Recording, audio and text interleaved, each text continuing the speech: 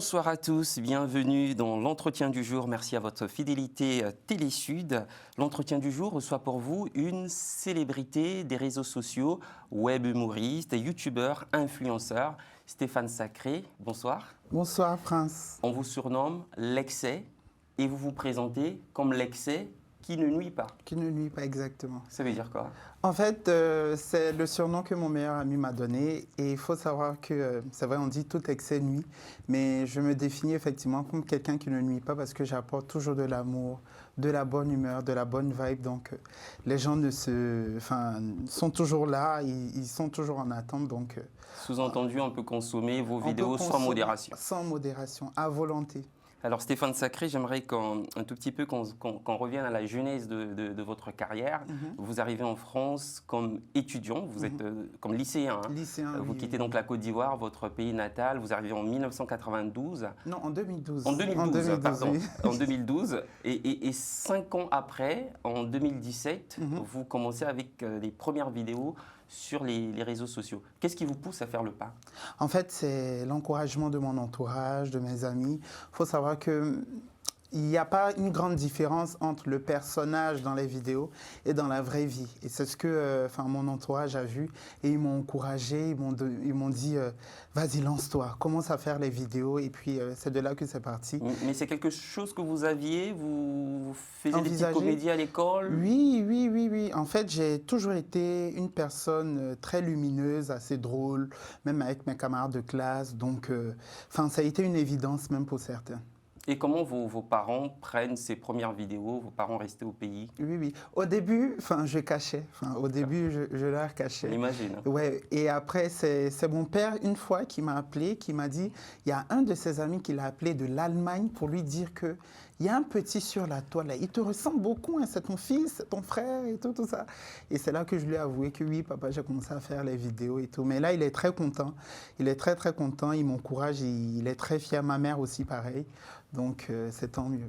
Alors, il faut dire que vous avez de la baraka, puisque une année après, en 2018, à l'occasion de la victoire de la France lors du mondial Russie 2018, vous produisez une vidéo qui rencontre un succès extraordinaire. Ouais, on peut dire que c'est le début de la carrière. Vous sortez de l'ombre. Vous avez vécu ce succès comme une consécration? Oui, je l'ai vécu comme une consécration parce que c'est vrai que quand j'ai commencé en 2017, mes vidéos étaient regardées que par la communauté ivoirienne, plus précisément, et la diaspora. En 2012, la vidéo a explosé. En fait, les vues ont commencé à augmenter. J'étais même, les gens qui vivent en France, les personnes d'ici, même d'autres communautés, les Béninois, Congolais, Camerounais, commençaient m'ont découvert. Et c'était vraiment trop bien parce que, il y a eu d'autres contrats qui ont suivi. Et effectivement, c'était une consécration. Alors l'année d'après, en 2019, comme si toutes les étoiles s'alignaient, ou comme si tous les ancêtres étaient avec vous, comme on pourrait le dire en pays BT, vous signez votre entrée dans la série à succès Les Mystères de l'amour, et vous jouez, diffusé sur TMC, il faut le souligner. Vous jouez aux côtés de Philippe Vasseur, Cathy Adrien, Elliot Delay.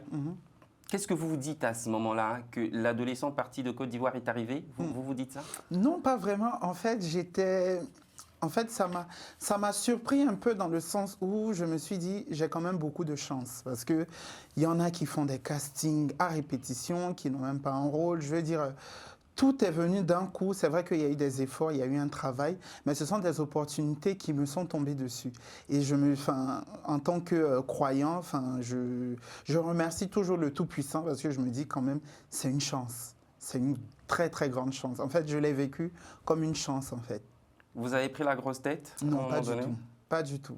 Très sincèrement? Très sincèrement, parce que mon éducation est remplie d'humilité, de respect envers les autres. Et je me dis, quelle que soit la notoriété, quel que soit le succès, je dois toujours garder la tête sur les épaules. Alors, malgré le succès rencontré, vous continuez à poursuivre vos études. Je rappelle que vous êtes étudiant en journalisme, en dernière année du journalisme. Comment arrivez-vous à conjuguer ces deux vies, celle de l'étudiant et de la personnalité publique que vous êtes devenue? Oui, oui.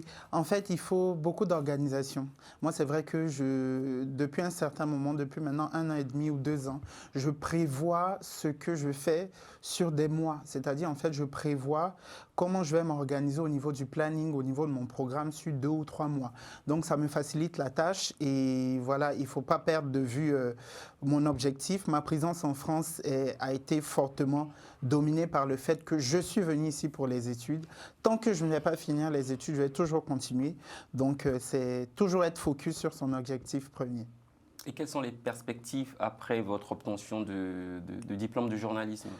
C'est de rentrer dans le monde du travail, bien évidemment, et puis de ne pas perdre de vue aussi les opportunités que m'ont offertes la notoriété sur les réseaux sociaux. Me servir de ça pour entrer dans le monde du travail. Alors Stéphane Sacré, en chiffres, c'est 167 000 abonnés sur TikTok, 35 800 sur YouTube, plus de 182 000 sur Instagram, plus de 19 000 sur Twitter et 441 000 sur Facebook. Je rappelle que ces chiffres ont peut-être évolué entre le temps, je les ai notés, et l'instant présent. Lorsqu'on a tant d'abonnés, on se considère comme une star? On se considère comme une star, mais avec beaucoup d'humilité. Certains? Oui, oui, avec beaucoup d'humilité. C'est vrai que, en fait, mon visage est connu. Les gens me reconnaissent dans la rue, ils prennent des photos, d'autres même sont émus, ça me choque tout le temps. Mais je le prends avec beaucoup d'humilité, beaucoup de respect et j'en profite, c'est l'occasion pour moi d'en profiter, toutes les personnes qui me suivent, qui aiment mon personnage, qui sont toujours derrière moi et ça me touche vraiment. Alors comment on fait pour garder l'humilité justement quand on a autant d'abonnés, qu'on est reconnu dans la rue? C'est l'éducation? Oui, c'est l'éducation, comme j'ai dit, c'est l'éducation. Après, je me dis, je ne suis pas une star mondialement connue. J'arrive quand même à prendre le métro. Je suis venu ici en transport en commun. Il y en a Alors là, on parle de la France, mais en Côte d'Ivoire, vous ne passez pas inaperçu. Oui, en Côte d'Ivoire, c'est sûr. En Côte d'Ivoire, il y a des endroits où je ne peux plus partir sans être accompagné. Voilà, c'est... Mais je le prends du bon côté. Je le prends du bon côté. C'est vrai que je fais beaucoup plus attention à ce que je fais, aux endroits où je dois me rendre. Mais c'est toujours avec plaisir de rencontrer les personnes qui me suivent. Alors justement, vous me donnez la balle au bon, puisque cela m'amène à parler de la responsabilité sociale des youtubeurs, des influenceurs. Ce que vous faites et ce que vous dites peut vous influencer, en tout cas des milliers de personnes, des millions de personnes pour certains influenceurs. Est-ce que vous en avez conscience par exemple, dans vos textes, dans vos vidéos, est-ce que derrière, il y a un message de conscientisation? Il y a cette idée-là? Oui, il y a cette idée, mais en même temps, je me dis, c'est important en fait d'avoir une responsabilité auprès des personnes qui nous suivent. Parce qu'aujourd'hui, je prends l'exemple des politiques, par exemple, il y en a qui utilisent les réseaux sociaux comme un avantage. Donc, voilà, ça influence les gens, ce qu'on fait, ça influence beaucoup de personnes. Moi, je sais que je suis suivie par beaucoup de jeunes. Donc, il y a des sujets que j'évite d'aborder, les sujets qui font polémique, les sujets qui divisent. Et je me mets toujours dans une position où je dois simplement faire rire sans forcément frustrer, sans forcément déranger. Et ça, c'est une responsabilité dont j'ai conscience aujourd'hui, effectivement. Vous avez pris position dans l'une de vos dernières vidéos TikTok sur la polémique Cameroun, Côte d'Ivoire. Quelle est votre position justement sur cette situation? On va peut-être replacer les choses dans leur contexte. Donc certains internautes camerounais accusent les Ivoiriens de n'avoir pas soutenu le Cameroun lors du match Comores-Cameroun, alors que certains internautes camerounais disent avoir soutenu la Côte d'Ivoire lors du match Côte d'Ivoire-Algérie. Voilà, il y a une petite polémique sur les réseaux sociaux et vous avez pris position. Enfin, je n'ai pas pris position, j'ai réagi par rapport à ça.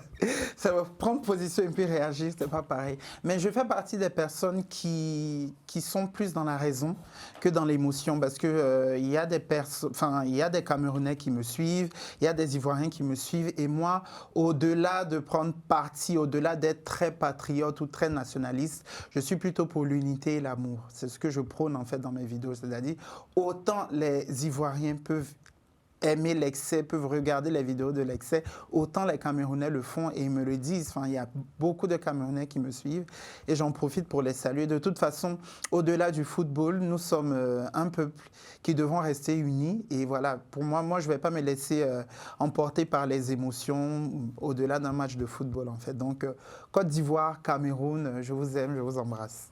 Alors pour ceux qui n'ont pas encore eu le loisir de regarder les vidéos de Stéphane Sacré, l'excès, quelles sont les thématiques que vous abordez? Moi, c'est plutôt l'humour. J'aborde des thématiques autour de l'humour, c'est-à-dire en fait, je suis très observateur dans ce que je fais. J'imite beaucoup. J'imite beaucoup. Par exemple, j'appelle ma communauté les CP Brezo.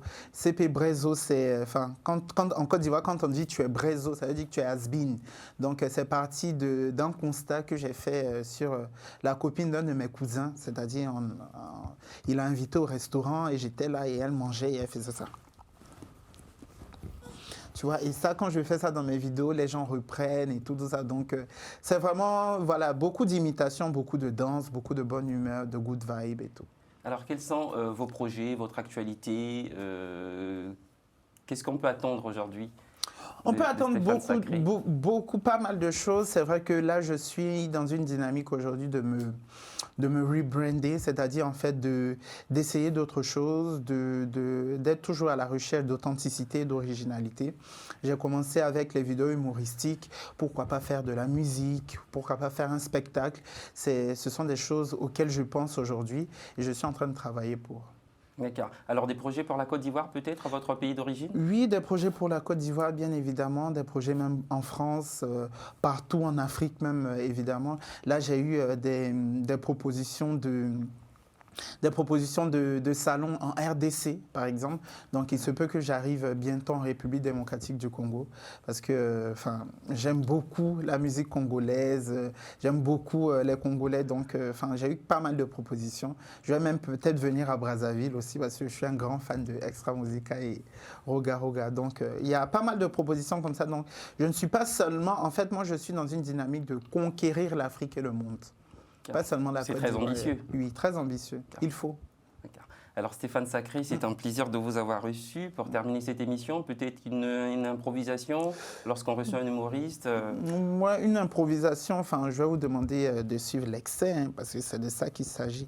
CP Brezo de Huawei. Voilà, c'est tout pour moi. Merci d'être venu sur ce plateau. C'est un plaisir de vous avoir reçu dans l'entretien du jour. Stéphane Sacré, alias l'excès, le seul excès qui ne nuit pas. Spéciale recommandation, vous pouvez le retrouver sur ses réseaux sociaux. Merci à vous d'avoir suivi l'entretien du jour qui se referme. Bonne soirée, à très vite sur Télé Sud.